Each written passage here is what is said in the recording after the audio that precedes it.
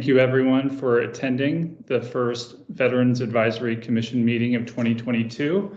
We'll get started here shortly. We have a couple agenda items to get through before our guest speakers. So if we can move to agenda item number 2. Is Commissioner Moore online? Present. Great. Would you mind leading us in the pledge, please? Not at all. Thank you. At this time, everyone please stand. Place your right hand over your heart. Ready, begin. I pledge allegiance to the flag of the United States of America and to the republic for which it stands, one nation, under God, indivisible, with liberty and justice for all. Great. Thank you so much. Appreciate that. And then if we can get to agenda item 3. Stephanie, can you do the roll call, please? Yes. Joe Leal. Present. Brittany Moore. Present. Patricia Jackson Kelly.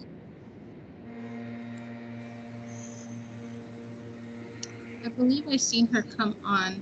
We admitted her in. Okay. Mr. Anderson, can you go to mute real quick?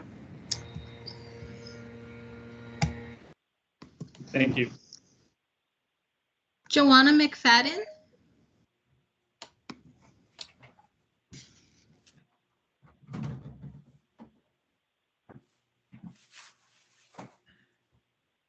Anthony Allman. Present. Jennifer Campbell. Marcel Rodarte.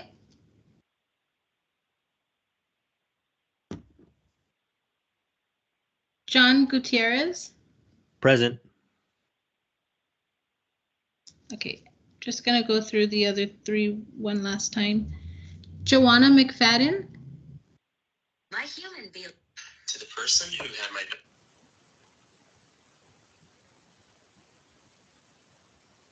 Jennifer Campbell. And Marcel Rodarte.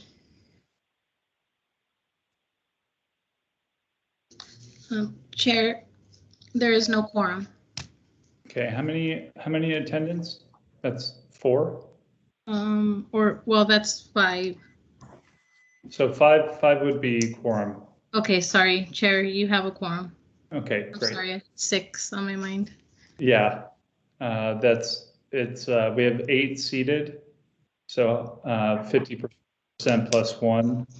So if we have 5, then we're good. I think we have quorum. So that being said, I'm sorry, did somebody say? Can y'all hear me? Yeah, it's Commissioner McFadden. Sorry, I don't know if I was trying to connect, but I don't know if you can hear that I'm on. Okay, 6. We definitely have quorum. Thank you. We can get to the next agenda item, please. Chairman Allman. I'm sorry, who's that? Yeah, this is Mr. Anderson. I think I'm newly named, installed, and announced. I haven't been sworn yet, but if it's for quorum purposes, I believe I'm Catherine Barger's representative. Stephanie, do we have an update? Thanks, Mr. Anderson. Is that finalized, or are we still waiting on the last? It's still pending with HR. The Okay. paperwork is not yet complete. Fine. So Hopefully next meeting it'll be official. All good. I appreciate it. Thank you. Okay. Moving on to the next item, to approve the minutes from last month's meeting. If you all haven't done so already, please look over the minutes, and then we'll need a motion second, and then we can move forward with a roll call to approve the minutes.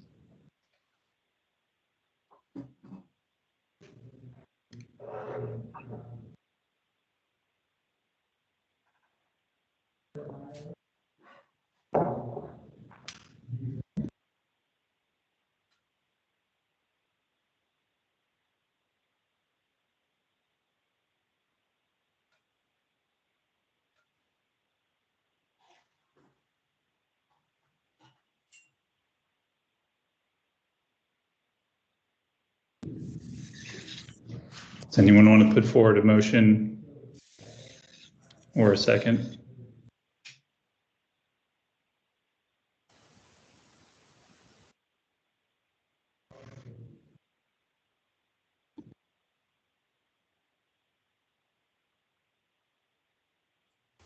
Chair, this is Commissioner This is- Julia. I put in a motion to accept the minutes. Thank you. Commissioner McFadden, I second. Okay, great. Stephanie, can we do a roll call to vote and approve the minutes, please?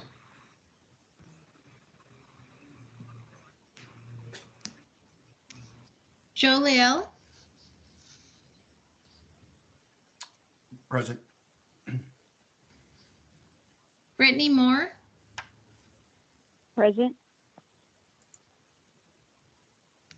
is that a yes to approve? Approve. Yes, correct. Okay. Patricia Jackson Kelly,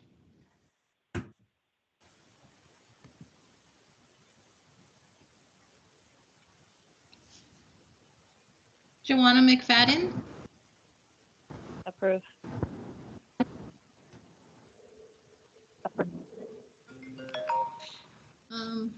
Chair. I enthusiastically approve. Thank you.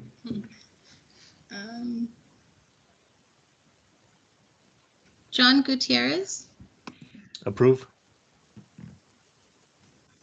and I believe Marcel Rodarte, are you on? No? Commissioner Sorry for Rodarte? being late, everybody. That's okay. We're just going through the roll call to approve the minutes. Okay, I'll vote aye. Okay. You have yes, 6 yes votes. Great, thanks so much. Next item, please.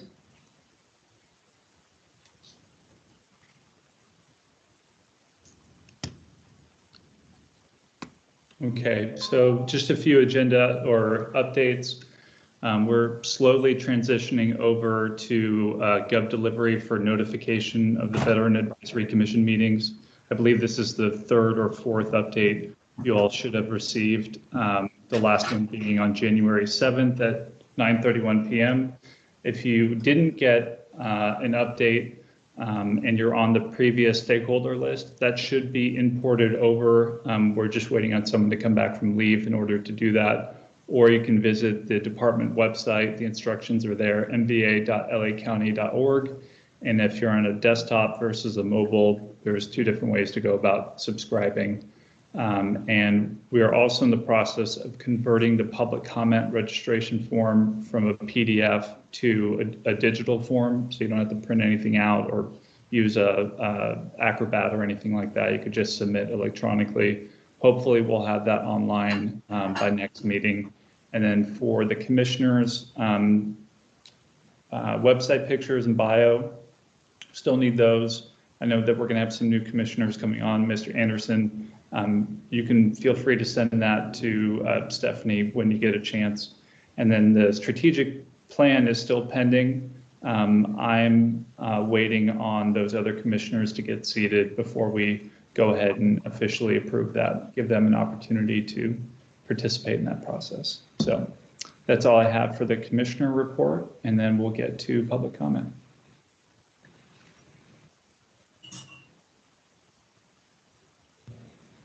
Next item, please. Great. Okay, first up, Juan, are you there? I'm here. Yes. Yes, I'm here. Sorry. Okay, great. I'll start the timer. You have 3 minutes and feel free to begin whenever you want. Great.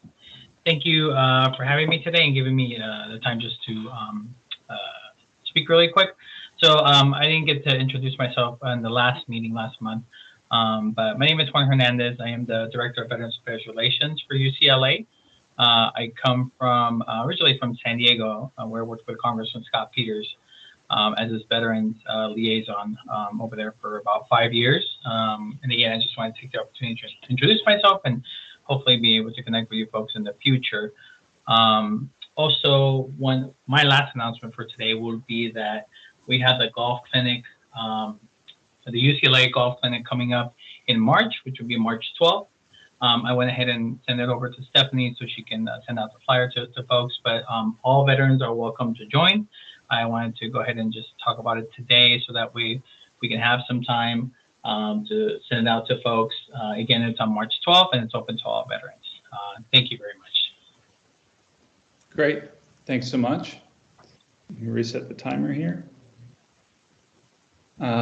Beatrice, are you online? Yes, can you hear me? Yeah, we can. Feel free to get started and I'll start the timer when you start. Thank you, and I apologize for not having my camera on. I'm at the office and I don't have access to a camera. It's okay.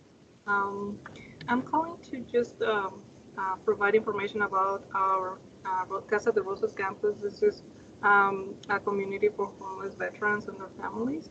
So we offer 36 units for chronically homeless and homeless veterans and their families who qualify within the program eligibility requirements and income guidelines. So this community is located in Los Angeles, California. And the Casa de Rosas operates under the low-income housing tax credit program and also with the hot batch program. This is for project-based voucher. So chronic homeless veterans can run the risk of becoming isolated, withdrawn, and understimulated without appropriate programs and design that is sensitive to their needs. So Casa de Rosas is intending to maintain the physical, emotional, and mental well-being of the residents and offers full and varied range of activities and passive indoor and outdoor spaces to engage residents in social or physical activities. So mostly I'm trying to reach out to communities and organizations, groups, and anyone or individuals that can assist us on referring homeless veterans and their families to our community. So if anyone has any referrals for us due to the fact that reaching out to communities and organizations, it's been done since 2020, and we still have units available for leasing up. I'm reaching out to see if anyone can contact me with any veterans that may need housing. And my phone number was provided to Stephanie, but I can give it out today as well, 323-629-9496. That's my direct cell phone, so please only share with case managers. And or anyone can reach me out at 323-485-5123. There is my direct office line. Applications are also available at our corporate office, Delaco Property Management Inc., at 1248 Woodridge Boulevard in LA. For any additional information, please contact me directly and I can provide additional information and also housing applications. Thank you for your time. Okay, great. Thank you. Tess, are you there? Hi, good afternoon, Chair and Commission. Thank you for having me. I wanted to just pop on to give a few updates regarding the West Los Angeles Veterans Collective. As you know, the collective is a 3-partner organization that's working to revitalize the North Campus of the West Los Angeles VA, which is the 70 acres plus or minus above Wilshire Boulevard. So milestones and key highlights of 2021. We completed community and town center plans. The master plan 2022 is in progress. Currently, it's with the Secretary of the VA. It's not clear when that's going to be released, hopefully here in the next couple months. And then we'll seek to give another update to the VAC regarding any changes or the plan moving forward. Construction started on buildings 207, 205, and 208. There was progress on dry utility infrastructure work on Bonsall Avenue. You may have seen it if you've been on the North Campus of the VA. There was also progress on the wet utility infrastructure planning. There have, of course, been some challenges there. The infrastructure on the campus is aging, so financing is a huge part of that, but planning and work is underway. VHHP financing applications for Phase 1 housing were granted. I'll have a total for you when I finish the annual report, the first annual report for the project. So a total report on all of the VHHP awards. This year, there was the hiring of myself, the first staff member for the WLAVC, and also the hiring of the communications contractor and development campaign advisors. So in addition to all of the federal, state, and local funds for the building of the housing, the efforts will also require a philanthropic fundraising effort to the tune, right now it looks like $138 million, plus or minus. But of course that will be adjusted as we move forward. In terms of housing progress, building a vibrant community is what's really important there. A vibrant and wide-ranging community where there's a mix of housing, given the different need for the homeless, veterans, families, and their caretakers. That will also include children as well, which is a question that I often get.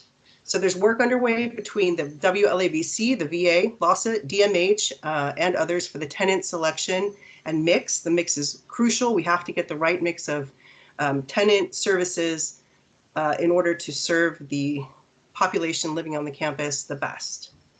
400 of the planned 1,450 supportive housing apartments are funded with VASH and Section 8 housing vouchers. And the lease has been secured and work is underway at the historic Wadsworth Chapel. That site, which you may have seen on the North Campus, the church building, will house a moral injury program and a non-denominational space for gathering and meditation. So it will be a first of its kind program, which I think is fitting with the redevelopment of the campus. If I have a couple more minutes, we're still on track. No, am I done? Is it 3 minutes? That's 3 minutes. All right, well, thanks for having me. Look forward to giving more of an update at future meetings if I can get on the agenda. Great, thank you. And Jennifer? Hi, thank you so much for having me today. My name is Jennifer Dillette. I am the Workforce Development Coordinator at US Vets. I am located at Patriotic Hall. Although we are still working remotely, I just wanted to come on and tell a little bit about the services that we provide as far as it relates to helping veterans and transitioning service members find gainful employment. We actually put up some really big results. In 2021, we were able to place 693 veterans nationwide into gainfully employed positions. 279 of those veterans were just here in Greater Los Angeles. So we are doing some really great work. We've got a lot of great events coming up. There is no cost to work with our program. We are a true nonprofit, of course. So we are hosting traditional and federal resume writing workshops next month. We also have a peer support and veteran service focused career fair going on next month as well. In March, we have an all industries career fair that will be happening on March 15th. We also have a resume review with the recruiting team at the City of Los Angeles. So we're doing a lot of great things to help our veterans get in front of recruiters and find great jobs. If you would like any information on how to enroll with us, I'm happy to share links and upcoming event flyers. I also encourage you all to connect with me on LinkedIn because I do post a lot of updates there as well. And I will invite you to join the US Vets Career Development page where we host all of our events and we post our flyers and we share job openings and things, and we're really a great place to facilitate networking opportunities. So I don't want to take up too much time. I just wanted to say hi. Thank you so much for having me today and letting me share a little information about the US Vets program at Patriotic Hall. Great, thanks Jennifer, I appreciate it. Thank you. I believe that concludes public comment. I would just say, I know that some of you mentioned wanting to address the commission in more detail, and I would ask the commissioners from the respective districts to maybe propose that during the good of the order so we can get that agendized. Okay, next item, please. Okay, our first guest speaker, Commissioner Leal, I don't know if you're up for doing an intro, but I know that this is an item that you had requested and wanted to see on the agenda more frequently. So moving forward, we're going to try to get monthly updates from VPAN. For those who are not familiar with VPAN, that is actually a program out of Department of Mental Health, but they are serving veterans, and so they're of interest to this commission. So Commissioner Leal, do you want to add anything to that? I do. I want to thank the presenters, UCLA, Teleco, Tess Banco, West LA, and US Vets for coming on. Thank you very much. I always appreciate that. As Chairman mentioned, Alaman, VPAN is fairly new, but what isn't is the efforts. But I'm very glad to be a part of it and to watch it grow. And the reason why VPAN is being requested to present is because of the great work they do and the numbers that they're capturing and the growth and the collaborative partners. And most agencies that are working together have experience working with VPAN. So who better than to bring on the line to talk about the milestones, the victories, and the numbers that VPAN has collected as a whole from the SD1 all through 5 is Jim Zenner from DMH. He's been a visionary part of it since day one, even prior to that. And I'm glad to see it in fruition. So Jim Zenner, thank you. We're honored that you joined us. Please, sir, the floor is yours. Great. Thanks, Commissioner Leal and Chairman Allman for having me today. I will try to share content if that's okay. Here. I just brought a quick roll-up of all the work that really the team has done. I'm just an administrator sitting behind a desk, but we got dozens of veterans and family members of veterans operating as peers, even during the pandemic, going out and working with vets and family members to get them connected. So really the honor is really theirs for being out there in the front lines and getting it done. So the Veteran Peer Access Network, we really kind of got started in January. That's when we had all of our CBO teams up and going. That's when we brought Unitas online. And really Unitas is the technology platform that we use to capture all our data. Really part of the Veteran Peer Access Network, there's two pieces. There's a 7-day-a-week support line that is reachable at 1-800-854-7771 and pressing 3. You can get a veteran or a family member peer on the other line that can provide support or information around different services that they can get referred to, up to and including connecting them with a peer in the community that they live in, regardless of supervisor district. So with that, the support line has served approximately 10,000 calls since its inception, June of 2020, in the midst of the beginning of the pandemic. Monthly call volume has steadily increased. I will go ahead and show you the graph here of the last first 11 months of 2021. Basically, what we are is a warm line. So we don't specialize in crisis. We do transfer callers that are in crisis to our DMH 24/7 access line. And at that point, if it warrants a real-time psychological evaluation, a psychiatric mobile response team can get deployed, or a MET team can get deployed to go and de-escalate, and if necessary, put a veteran on a mental health hold. So we average about 23 to 27 calls a day.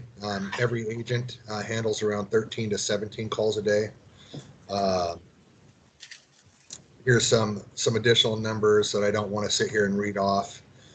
One thing of particular note, 305 of the 1,085 referrals that were generated by the support line were for emergency housing. So somebody was unhoused in the moment and needed housing immediately, whether that they got linked to Project Room Key or a emergency hotel voucher or one of our VPN SD teams to go out and respond to and connect. 305 for emergency housing. 324 were referrals that were generated were specific to mental health services. The 304 pre-admits, that's DMH language. It's not really that important. Basically, that's when we open somebody in our electronic health record to provide service. So that's really the support line. Our field-based team is the other component. And so I mentioned 70 peers. So each supervisor district, each community-based organization has 9 employees or funding for 9 employees. Most are completely staffed up. I believe there's 1 or 2 vacancies amongst the whole community-based organization team.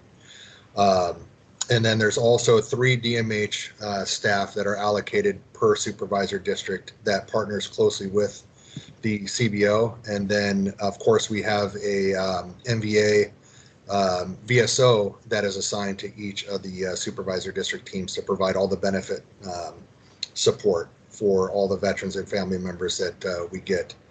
And so with that, here is the unique clients that were served from January to November of 2021, breakdown by supervisor district. Unfortunately, I didn't have enough time to break the DMH down by supervisor district, but here you can see for each CBO how many unique veterans and military-related family members were served.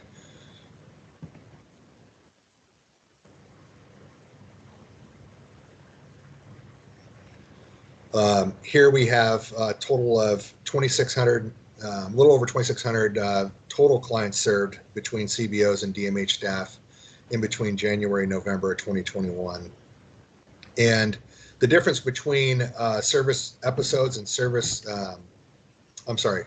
episodes and client serve is when we have a veteran or a family member reach out for help, often it's not just one thing that they need help with. Generally, in addition to peer support, it's housing and financial and employment. So out of the 2,600, there was close to 4,500 different services requested of those 2,600.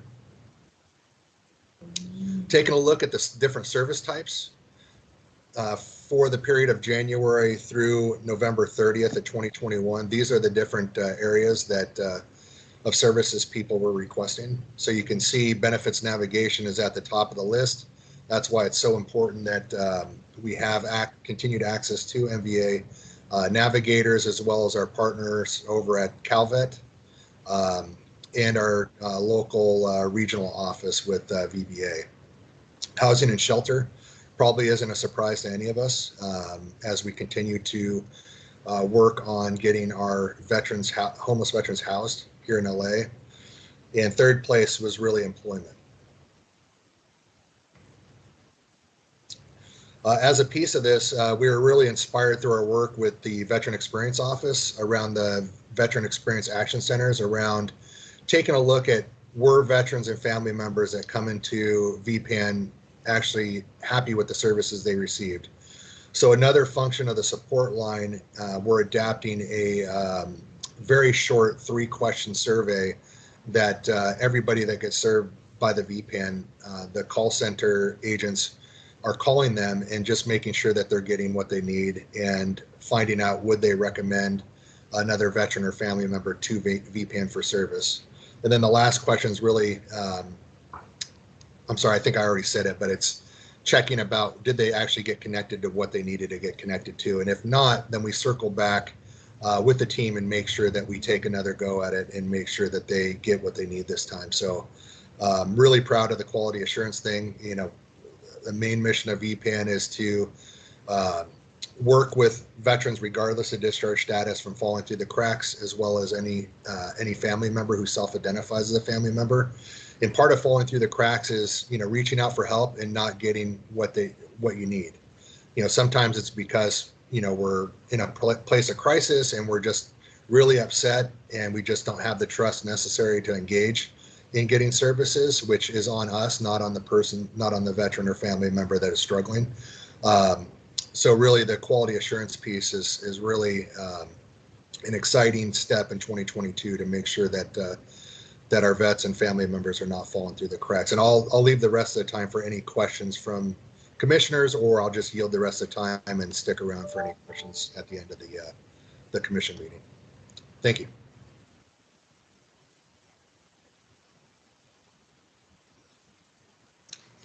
Thanks, Jim.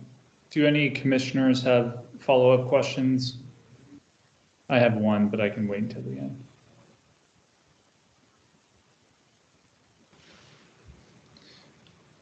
Jim, going back to the slide that had the breakdown of the different rally points and DMH, I think DMH looked like something like 613 veterans served. And then, yeah, that's it. And then, so that's total DMH. If we look at each of the rally points, I mean, that's well over 600. So it looks like, I guess prior to VPAN, was DMH seeing more veteran clients?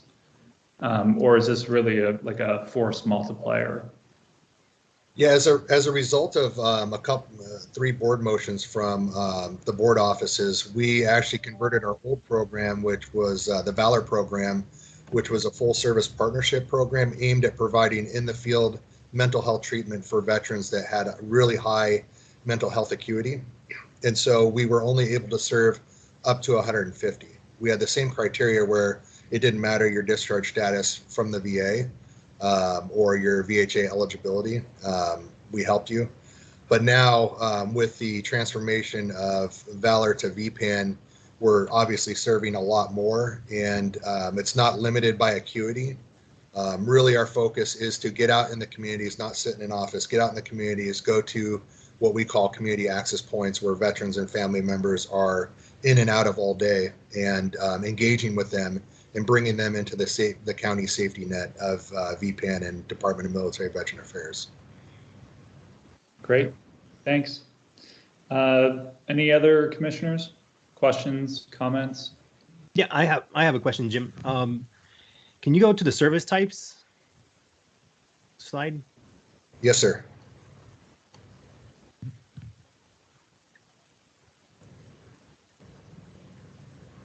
So you have a category, individual and family support. Can you elaborate a little bit more on what that means?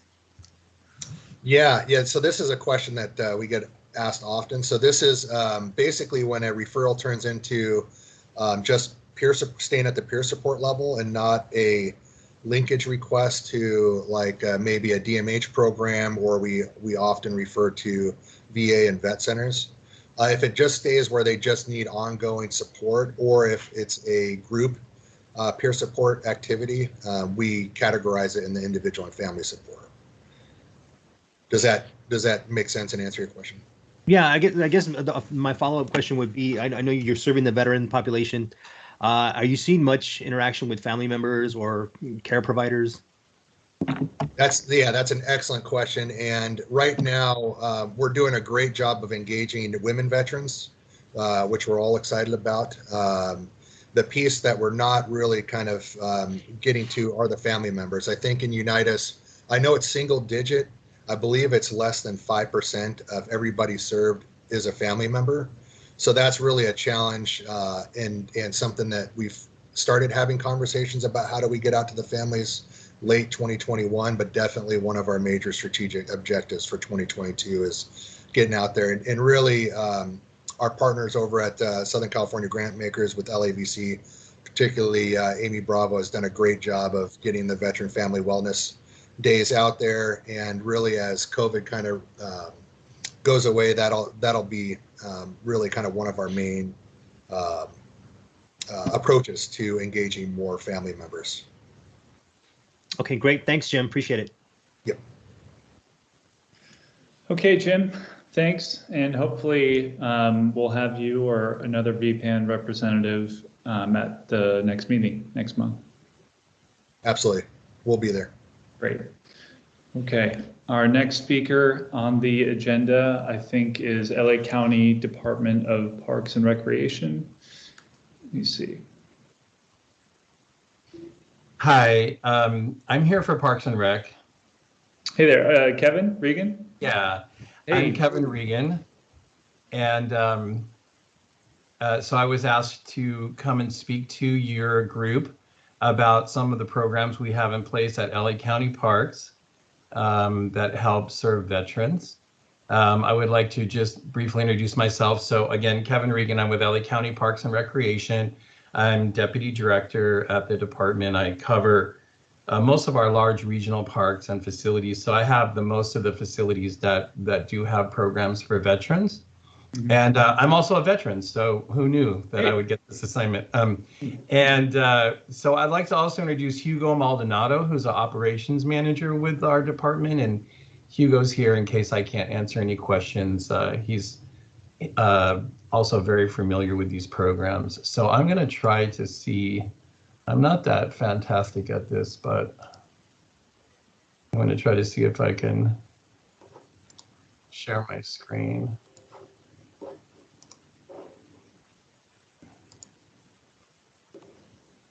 And if it doesn't work, I'll just, yeah, it looks like I'm not doing it right.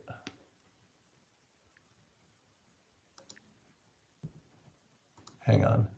Is that up? No, the video camera's off. Now we're good. Yep.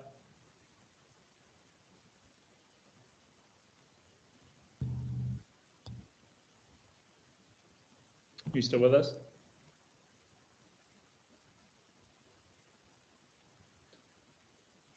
Looks like he froze. Yeah. Okay. We'll stand by for a minute. Maybe it's just a bad connection.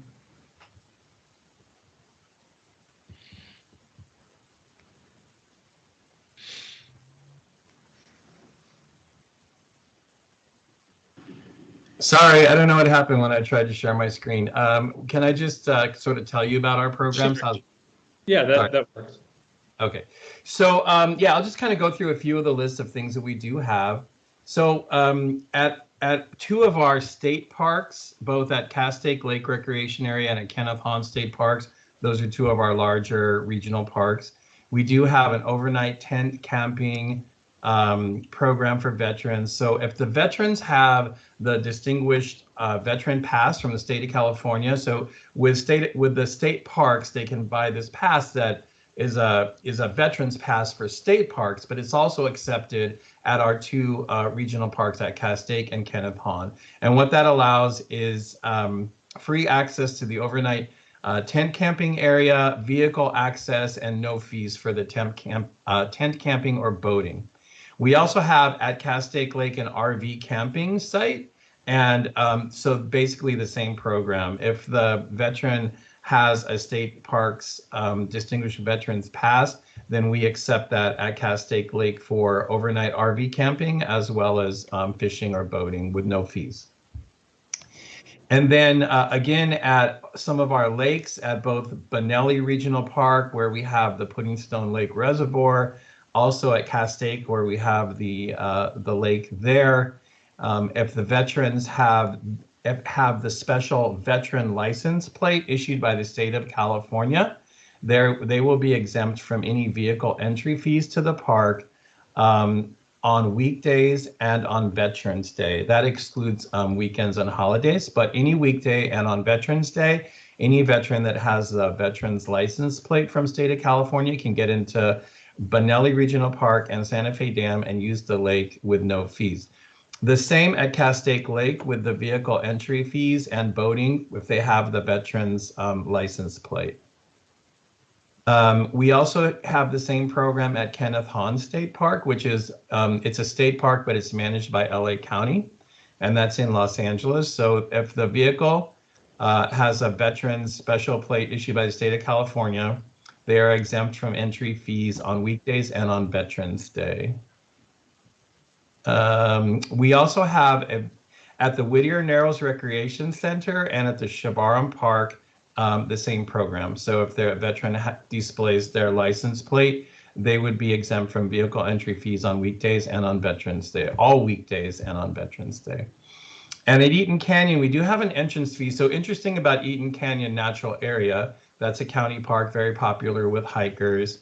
That park does have entrance fees. They actually have been suspended right now. So we're not actually charging in Eaton Canyon, but we do have the fees in place. So if we ever do start charging, veterans who have the special license plate issued by state of California are exempt from having to pay those entry fees.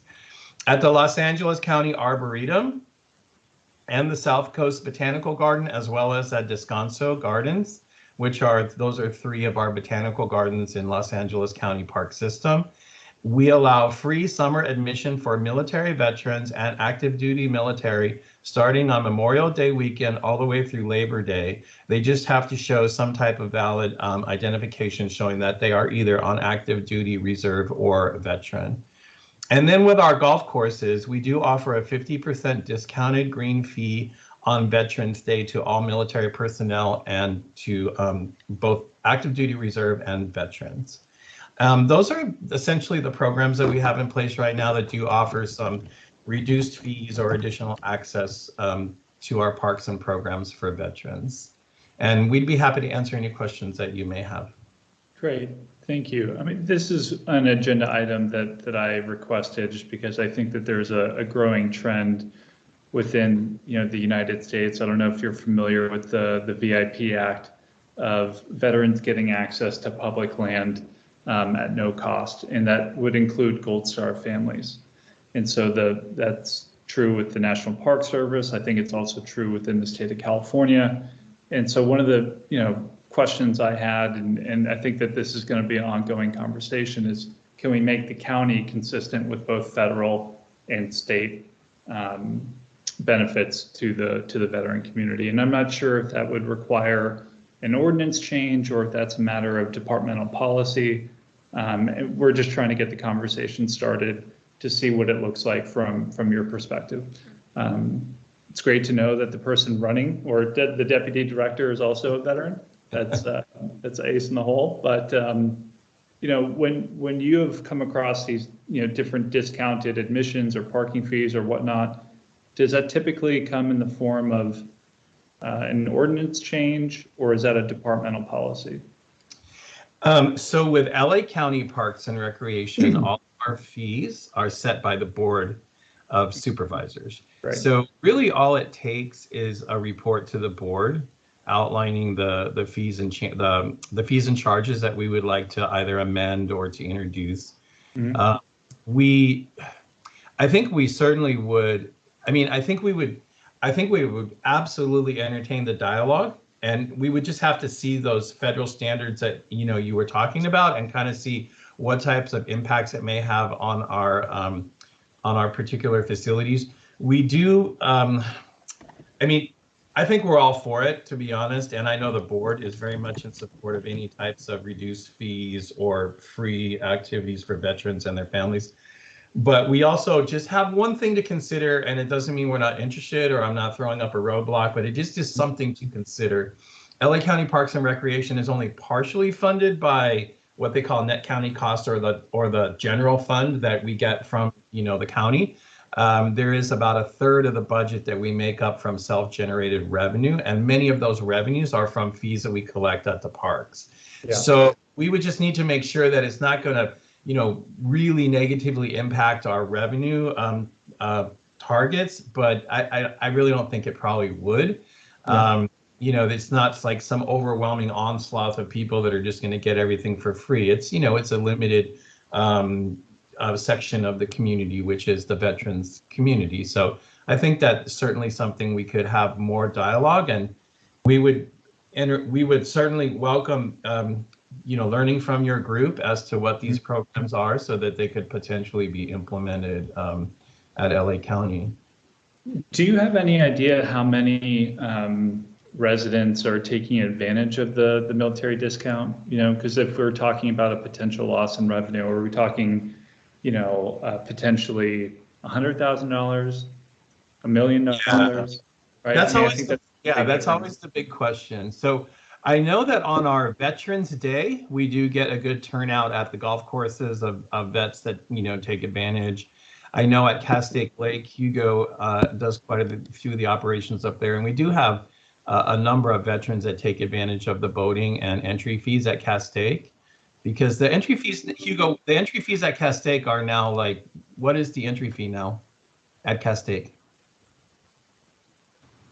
I believe it's $13 for vehicles. Yeah, so it's a good chunk to not have to pay, And some people like to fish, so they come every day, or if they're retired and they're a veteran, they might come 3 or 4 times a week. So if you had to pay $13, that every time you came, it can add up. And then the boating is also something. So, I mean, I think we're all for it. And let me just say this. We would love to have conversations with your commission and work towards some, program that would be beneficial to veterans. If there's more we can do, I'm sure we would be happy to do it. And we would just, work on that as staff, and then eventually run it up the chain in our department, and then eventually, hopefully, to the board of supervisors. Right. Yeah, as I mentioned before, it's the beginning of a longer, conversation, but, I'll send you a link to the VIP Act so you have that, and hopefully we can go from there. I don't want to take up too much more time. Any other commissioners that have questions? I think Dennis Anderson had one, at least I can see on my screen. Yeah. Unfortunately, that Mr. Anderson isn't technically seated yet, so we can't. Okay. Next meeting, hopefully he'll be seated, and then we can fire away. It's just the technicality. I'm sorry about that. Sorry. Anthony, so I have a quick question. Yeah, go ahead. Thanks. Kevin, first, thanks for the report. That's very, very informational stuff there. I wasn't aware of all the waiver of the fees and stuff like that, because before it was you had to be 100% disabled, or there's some other caveats to it. So that's great news. You mentioned to get into places that are county run, like Castaic, the license plate. But is there another way for a veteran, like through their driver's license or through an ID card or anything like that, to get those fees waived, or does it have to be the license plate? Is that specific in the policy? So the policy states, and Hugo can jump in on this one if I'm not 100% accurate, but the policy states you either have the license plate, or you purchase at those two state parks, Castaic, Kenneth Hahn, you purchase that state parks veterans pass, and then we honor that pass. Is that correct, Hugo? So there's two ways. You can either have the license plate, or you purchase the state parks. And the reason is Castaic and Kenneth Hahn are state parks, but LA County manages them. So we adhere to the state parks rules there. Hugo? Right. It doesn't need to be any special. Absolutely. Yeah. Okay. Yeah. So it doesn't need to be a special plate, just a veteran's plate, right? Because there's a lot of veterans that don't have the veterans plates. The way the policy reads is a veterans plate issued by the state of California. Yeah, I think it has to be one of those special veteran plates. I mean, that was one thing I wanted to. Sorry, Commissioner, go ahead. I didn't mean to cut you off. No, I think you're going to follow up, because the ones that are issued by the state are either a disabled veteran, or sometimes even Purple Heart or something like that, right? There aren't very many that are actually issued by the state. The rest are sort of vanity plates that go through the California Department of Veterans Affairs. But any veteran can get them, or any non-veteran. Right. I mean, you just have to pay $40-50 a year, and you can rock a veteran plate. I'm like 99% sure of that. So, I mean, that was one of the other things. And again, we'll get to it later. But just creating a little bit more, I think, consistency. Like me personally, I'm a veteran, but I don't have a veteran plate. But if we can work with, for example, the county and the Department of Military Veteran Affairs, obviously that's a commission that we're a part of, to accept the veteran identifier on a driver's license as potentially the method which would secure you free, entry or admission or parking, and to standardize it a little bit more, at least for county purposes. I think it benefits the county, it benefits the veteran, and it's a conversation to have moving forward. We're not going to address this all today, but I appreciate you making time. I think it's a great idea. And just so you know, one of the things that we struggle with when we're trying to develop new programs for free or reduced fees is it always begs the question of how do you identify the veteran, right? And so I think, and I've always felt, even as a veteran myself, it's confusing sometimes as to how to identify yourself, right? I mean, you don't carry your DD-214 with you everywhere you go. So the thing is, any way that we can identify veterans easily is very welcome, I think, and could be a good amendment to our policies, because that makes it easy for everyone. It makes it easy for our staff when they're checking people in. It makes it easy for the veteran themselves when they know what they need to take to the park.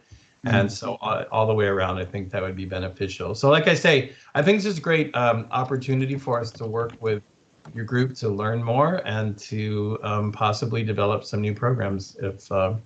If you'd like to do that, just keep me and Hugo as contacts, and we'd be happy to come back or take any information you have or work with someone you designate to maybe develop some new programs. But I think we're open to that. Okay, great. Well, thanks so much. I appreciate it. I'm sorry, John, Commissioner Gutierrez, did you have a follow-up? Yeah, hi. My only question would be, you were trying to share something. Is there some way you can send that over to either Anthony or Stephanie, so we can see it? Yes, everything I read to you, I had it in a Word document, but unfortunately I somehow blew up my whole Teams program when I was trying to share it. So yeah, I can definitely email that over. Thanks so much. Okay. Thank you. We'll be in touch. Okay, thanks everyone. Have a great day. And our next agenda item, Ms. Cordova, are you there?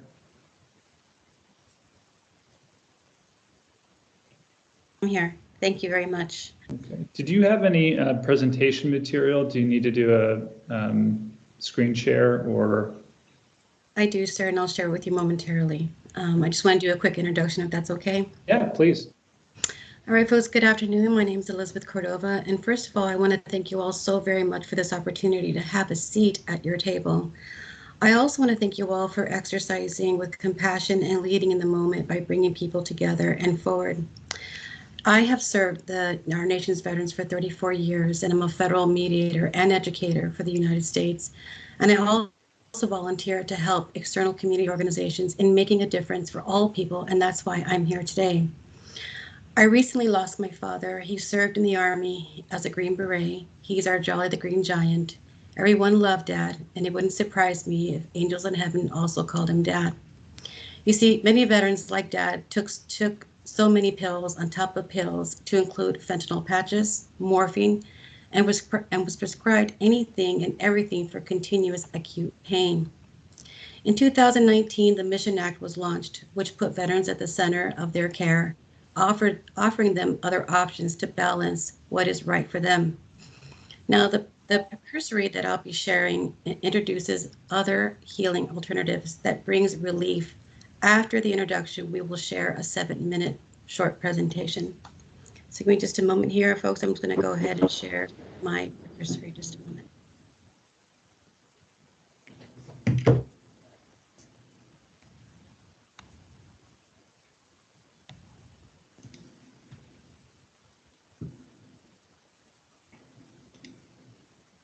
All right, folks. I just want to make sure that you can see my page well. Yeah, we can see it. Thank you. This is the introductory of the people that are in our team. We have Travis Mayfield, who is our CEO and president. Lexi, she has oversight and management of our stables. Dr. Vasil and Dr. Alva are our clinicians. Robert Curtis is our consultant. I am their volunteer, and Julie Mayfield is the administrative staff. One of the alternative therapies is American Equine Therapy. It's a nonprofit 501c company who promotes and offers equine therapy for veterans who suffer from PTSD, MST, and other disabilities. The goal is to provide equine treatment to promote physical, occupational, and emotional growth. We rescue horses to rescue people. The next is Next Level Wellness. Established since 2001, Next Level offers sports medicine therapies and alternative complementary treatments that serve and support veterans in getting high performance results of fitness. The benefit is physical well-being and healing mental health for veterans and active duty members. Their goal is for veterans to participate in physical activity and to return to normal, healthy living in a pain-free manner. We have the proposal to the VA. The goal is to work with the VA to implement our health and wellness solutions, where at the VA Long Beach Healthcare System to reduce barriers or prevent barriers such as financial costs, geographic distance, accessibility, social stigma associated with wounded disabled status, and lack of knowledge regarding the recreational opportunities available to them. What makes this different is that we are willing to bring our horses to the VA. The target would be inpatient and outpatient veterans at the VA. The project proposal is underway, which includes the scope, our plan, our vision, our key deliverables, timeframes, and our project financials to include our estimated budget. Thus far, our accomplishments are We have our DUNS number provided. Our 501c3 has been approved. Our GoFundMe page is underway. Past certification is also underway within 2 weeks. And now we are meeting with the VA Long Beach Chief of Voluntary Service to assess with the next steps. I'm not going to present the next vigil because I know for time reasons, what I'd like to do is go ahead and launch our 7-minute video. So give me just a moment to do that.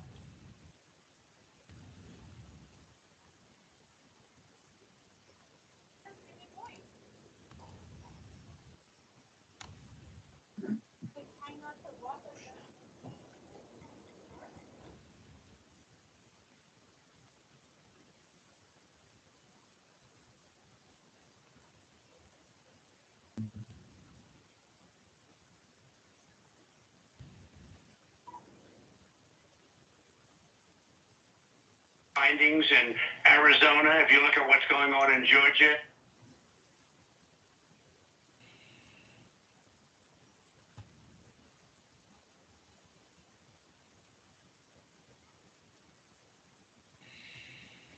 Sorry, Elizabeth, there's some audio connection issues.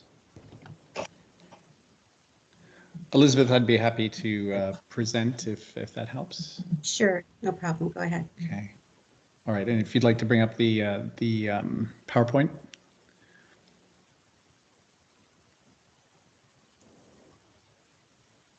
Just a moment, okay? Sure, of course, no problem.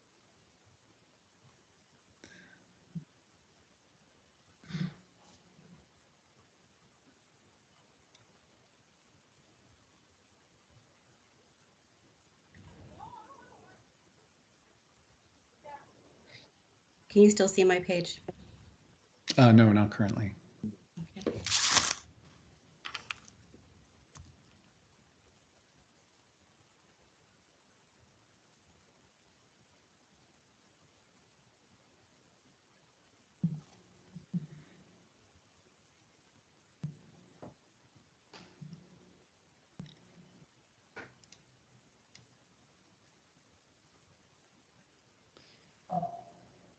Oh, okay, yeah, we could see it now. Perfect. All right. Maybe just press play on that. And then what I'll do, Elizabeth, I'll just say next slide on each slide and we can go through. So perfect. Well, ladies and gentlemen, thank you very much for taking the time. Good afternoon. And we're going to cover a major challenge that Next Level Wellness has encountered when treating veterans over the last decade. More importantly, I think we're going to present you with what we believe may be an answer to this challenge and reveal how equine therapy in particular can be used as just one of the key approaches in solving it. For many, next slide, please. For many veterans, and many of us know this, every day can be a struggle. From PTSD to battling with depression and traumatic injuries, they deal with challenges that most of us simply can't imagine. The result is often a life with debilitating pain, dependency on medication, or worse, homelessness, and in some cases, suicide. And the statistics are unimaginable. On average, 30% of veterans have disabilities as a result of their service, 13 to 20% diagnosed with PTSD. Many of these people suffer in silence, and even more tragically, 22 veterans commit suicide every single day. That's a soul lost every 80 minutes. Next slide.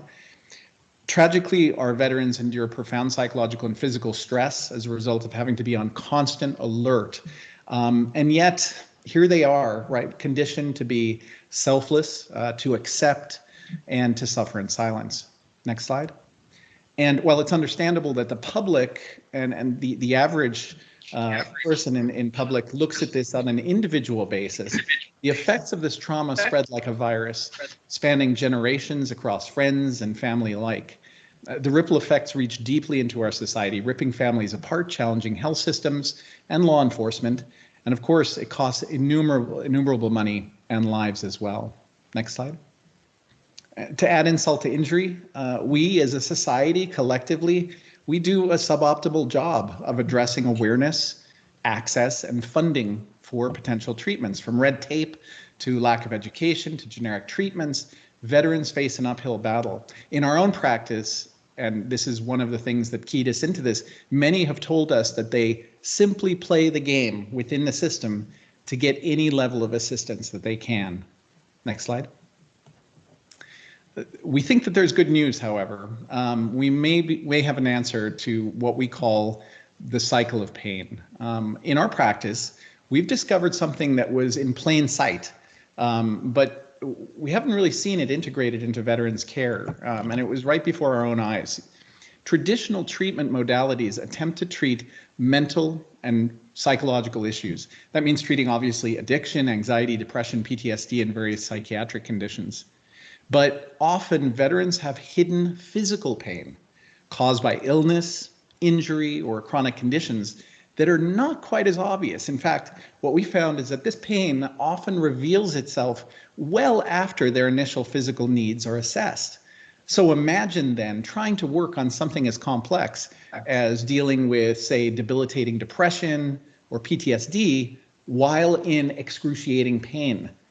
At the end of the day, without treating the physical, today's approaches are simply incomplete. And in the presence of chronic pain, they're going to be less effective if they work at all.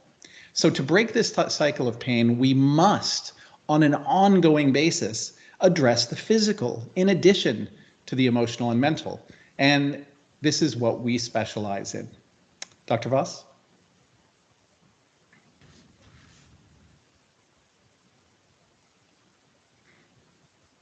You may be on mute, Dr. Voss, perhaps. Sorry about that. Yes. Hi, my name is Dr. Voss. I'm a chiropractor by trade. My career started approximately 20 years ago. And I was very fortunate to begin to work with professional athletes, offering sports medicine treatment. And basically, sports medicine means I work on muscles, ligaments, nerves, tendons, fascia. My first professional athlete was Devin George from the Lakers, who was referred to me by his agent about 15, 16 years ago for problems with his hip and his knee.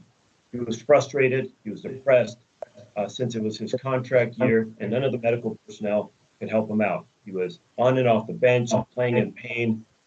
And I took a different approach. I was able to make a major difference in his treatment on the first visit. And within 2 visits, I was able to get him back to where he was playing pain-free. I quickly realized that his musculoskeletal condition played a role in his mental state. And once he was able to move pain-free, his mental and emotional state was improved as well. So over the years, I've kind of fine-tuned this treatment, the sports medicine treatment. I've called it fascial integrative treatment, and trained other chiropractors and physical therapists on my treatment methodology. So I incorporate this sports medicine in all my treatments, both at the corporate level, continue to treat professional athletes, and also with first responders, treating a lot of fire and police officers. Now, over the past few years, we've been introduced to more and more veterans that have received this treatment. And I've incorporated this treatment for these veterans, and we've had the same success. So in addition to this treatment, my partner, Travis Mayfield, who I've known for going over, 22 years now, we've put together a great team of professionals, and we started a nonprofit company treating patients with PTSD with equine therapy. Equine therapy has been around for thousands of years, and the benefits are truly remarkable. Decreased anxiety, increased self-esteem, and can help reduce depression, just to name a few of the benefits. Over the past several months, we've had success with treating veterans with PTSD that have had a dramatic impact on the veteran in just one visit. We've also started a relationship with a sex traffic nonprofit group treating women with PTSD. They have seen similar results as well, oftentimes immediate impact just after one therapy session and drastic improvements over several treatments. We can treat a broad spectrum of people from veterans to civilians, men, women, young, old, and we can bring the treatment or the therapy to your facility, or they can be treated at our place. So as you can see, we're not your typical health and wellness center offering the same treatment. Sorry, we're running a little low on time. I don't know if you or Elizabeth can maybe. Yeah, Kieran, we'll wrap it up. Yeah, I'd be happy to. In summary, what we discovered is we have to address this cycle of pain by addressing the physical. We have many different modalities that we can deliver. And in summary, what we're looking for is a partner to work together with us to help break this cycle, increase accessibility to these options and these approaches. And our thought is we'd be delighted to meet with a working group from your organization to make this happen. So thank you very much. Okay, great. Elizabeth, did you have anything to wrap up on? So, sir, what I'd like to do, may I share the precursory and maybe some presentations with the committee? Yeah, absolutely. You can send all the material to Stephanie, and then she'll distribute to the commission. All right, and then, sir, if we can also have another opportunity to do a deeper dive into the presentation, if possible. Okay, and you're SD4, correct? In Long Beach? You're in Long Beach? I'm in Long Beach, yes. Okay. Thank you all. I appreciate it. And do any of the commissioners have any follow-up questions? Sorry, before any of you leave.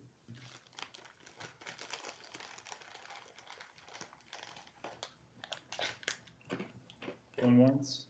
I hear chips. Somebody's hungry. Okay.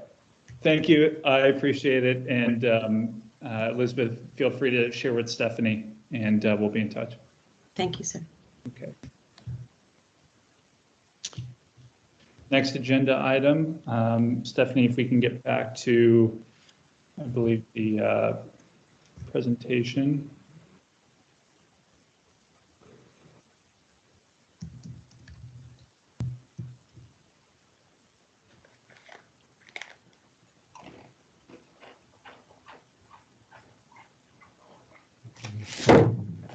Next item, we should be on agenda item 8.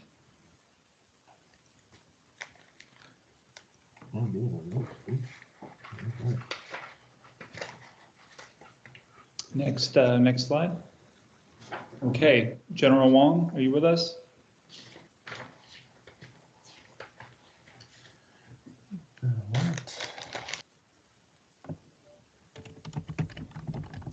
Ma'am, you're muted.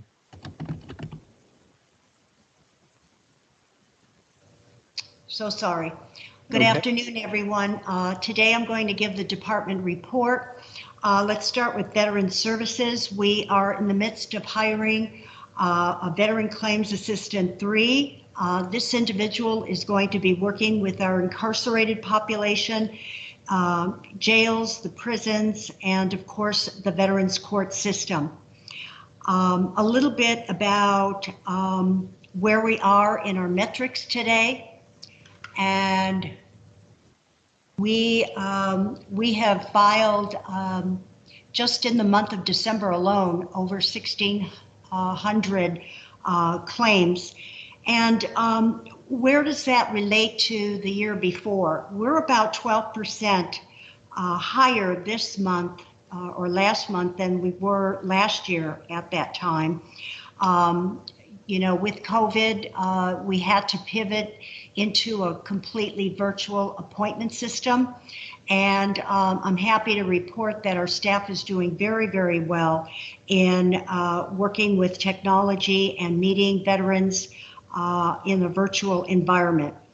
And just to give you an idea of how well we're doing, in the last 6 months, we're bringing in about $17 million of veterans benefits to veterans and families. And that means that money helps sustain their livelihood and also brings money back into the community. So we are very pleased at our progress, and we see us going even further this year, working in a virtual environment. Budget. This month, we are submitting our fiscal year 22-23 budget, and we are asking for additional positions, Veteran Claims Assistant positions. The state last year granted CalVet additional money for veteran representatives, and so we will be getting a portion of that money.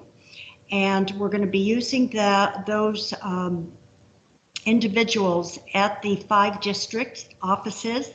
And these positions will be offset by revenue gotten from the state. And also these positions will be bringing in revenue by virtue of the work that they do.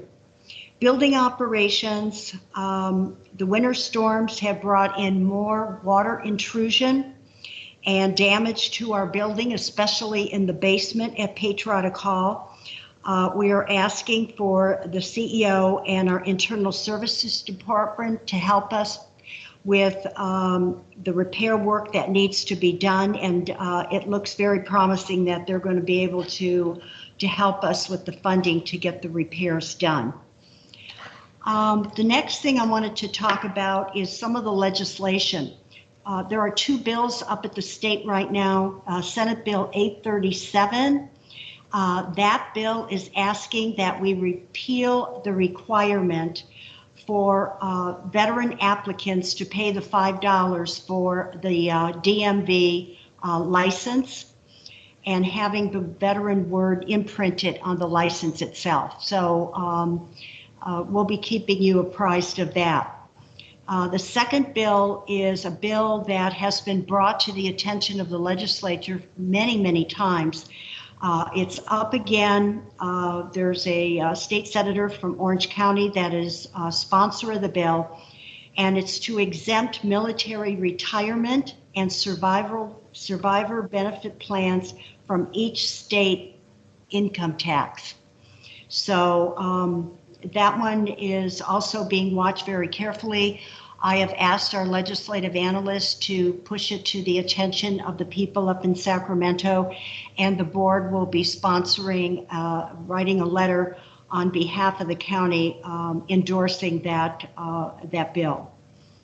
And then lastly, I just wanted to respond to a public comment that was given last month requesting information about a veteran identifier at the Children and Family Court System. There is a form called a MIL 100 form that does exist at those courts. Veterans are encouraged to complete the form. Once the form is completed and it is part of the actual court document, then resources are available to that veteran that would not necessarily be available to other members of the public. So that was a question asking what the status was. That is our report, and I thank you for your attention. Any questions to my report? General, this is Anthony. You mentioned on the driver's license that they are looking to remove the fee and imprint veteran. Yes, currently when you go to the DMV, you pay your $5 and you show your DD 214 and you will get the veteran's designation imprinted on your driver's license. Okay. We're hoping that we can take away the $5 and that anyone, if it is an impediment for them, will not be.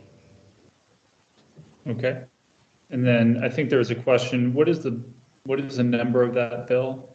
The 2 bills that you spoke of? 837 is the bill for the driver's license, and I don't have the number in front of me for the other bill, but I'll get it to you. Okay, thanks, General. Commissioners, any questions for the department?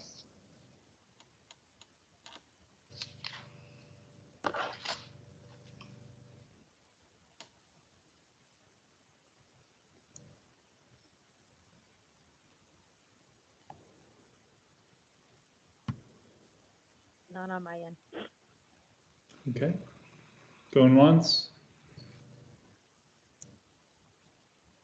Going twice.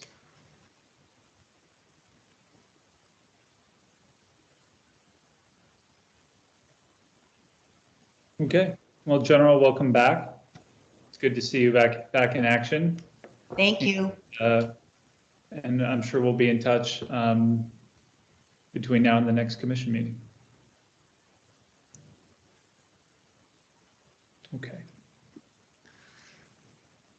I believe now it is item 9. Stephanie or Jose, can we get the spotlight back on the agenda, please?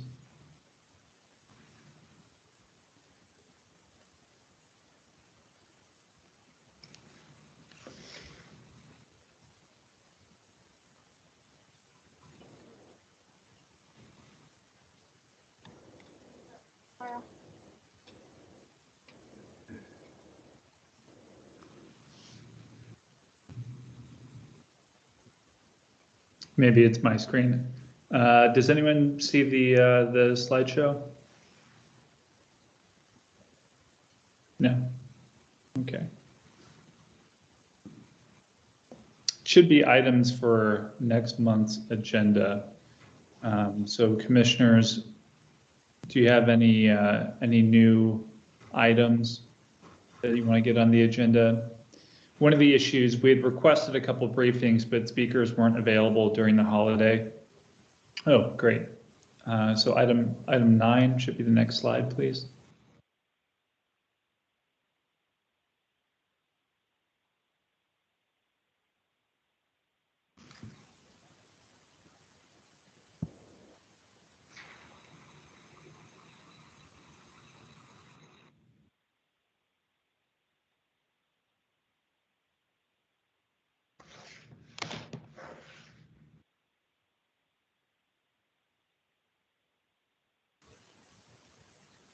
I think there were some technical issues. Commissioners, can you hear me?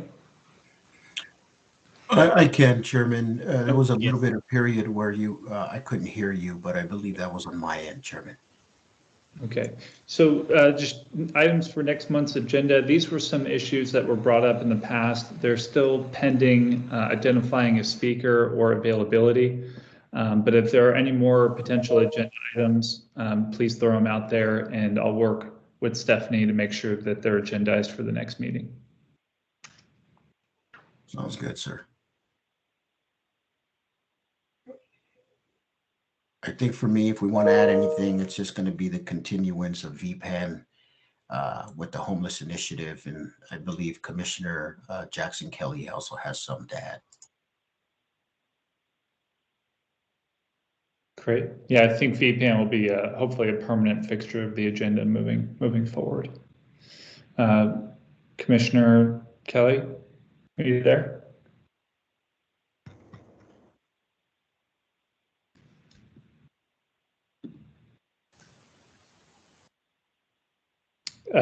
Commissioner Kelly, looks like you're muted. If you want to add something, you can chat it.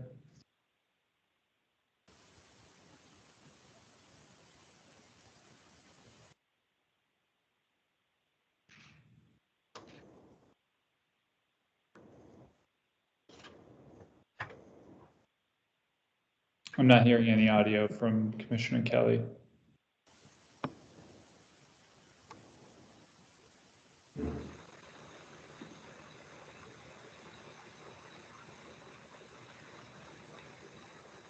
Commissioner, it looks like you're unmuted and talking, but I'm not hearing any audio on my end. I don't know about the others. Is your phone on mute maybe? Now you're muted.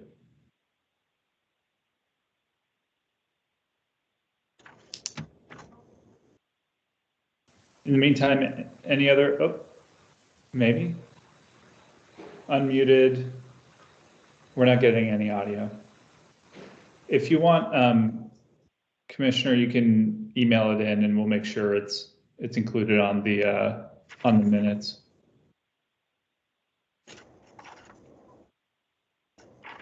Any other items, potential items?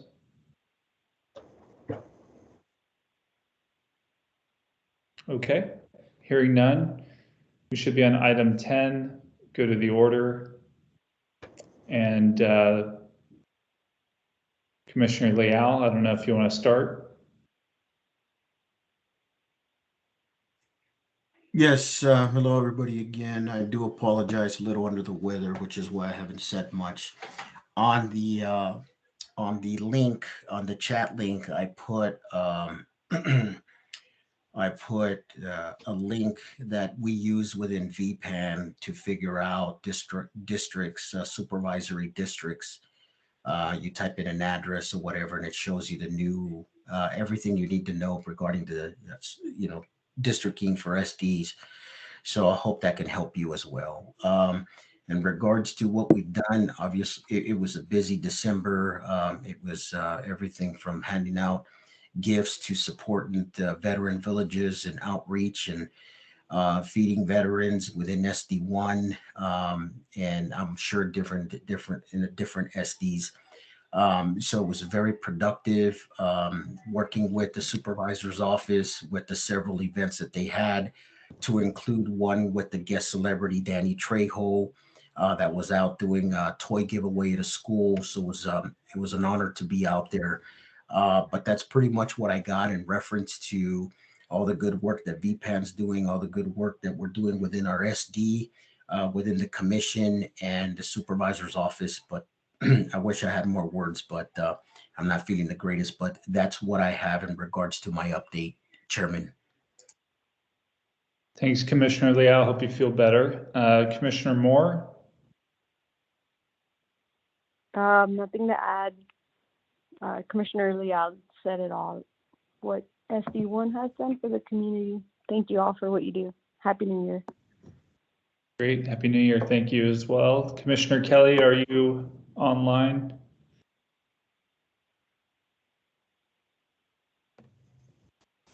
Commissioner McFadden? Hi. Nothing to report, but Happy New Year to everyone, and hope everyone's getting over any of the Omicron and everything else that seems to be coming in and staying healthy. But thank you all. Great. Thanks.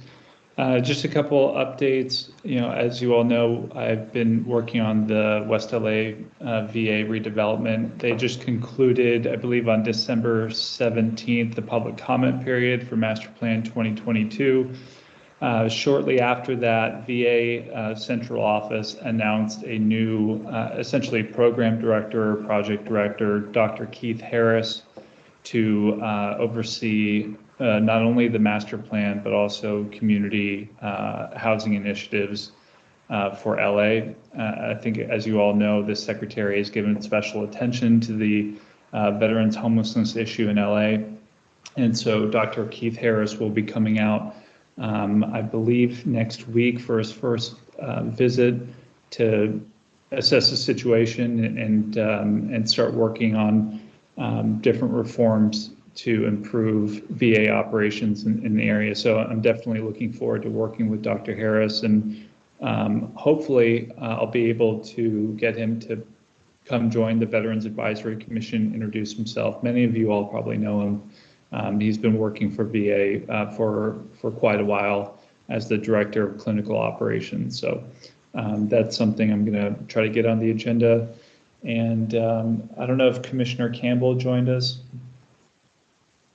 Commissioner Campbell. Okay. Commissioner Rodarte, you're up. Nothing from me. I just want to wish everyone a Happy New Year. Looking forward to a productive year working with you all. Great. Commissioner Gutierrez. Hi, yeah, I only have, so February 10th, there's going to be a resource and employment job fair at the Chimbol Center in Palmdale. So as soon as I get the flyer for that, I'll send that out. Okay. And Mr. Anderson, sorry for the delay here and getting seated. I attended maybe 2 or 3 meetings before I was officially seated as a commissioner. So hopefully by next meeting we'll get you on the roster, and we'll hear from you. And so sorry about that. It's just a technicality. No worries. It's yeah. fine. Okay. With that being Veterans, said, we hurry up and wait. yeah, exactly. Stephanie, are there any items that I may have missed?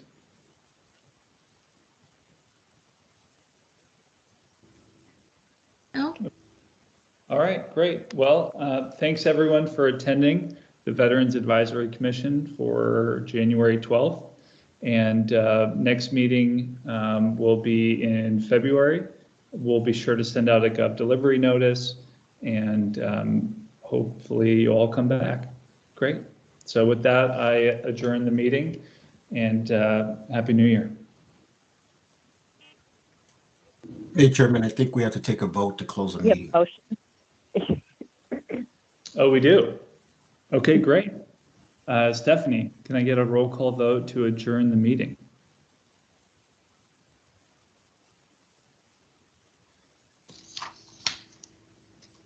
Joe Leal, Present. Brittany Moore, Yes. Patricia Jackson Kelly,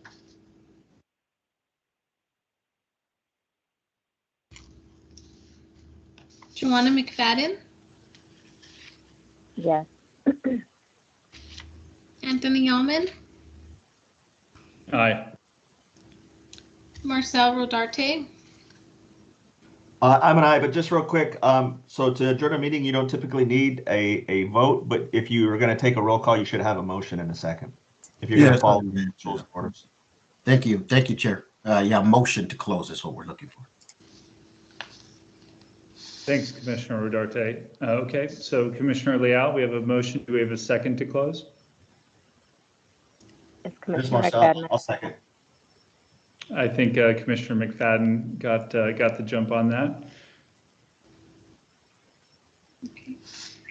And last, John Gutierrez. Yes. Okay, all in favor. Okay. I think we're all set now, with 3 minutes to spare. Thanks, everyone. Okay, take care. Thank you. Bye. Goodbye. Bye.